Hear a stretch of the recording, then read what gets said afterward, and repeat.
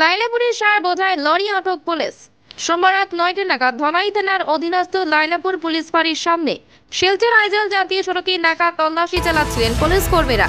এ সময় সার বোঝায় মিনি ট্রাকটি আটক করেন তারা। বৈধ নথিপত্র না থাকায় চালক নিয়াজউদ্দিন লস্করকে আটক করা হয়। লরিতে থাকা 50 বস্তা ইউরিয়া সার জব্দ করে পুলিশ। এই ব্যাপারে ধলাই থানার ভারপ্রাপ্ত ওসি মনোজ বড়ুয়া জানান, এ নিয়ে তদন্ত করে দেখা যাচ্ছে।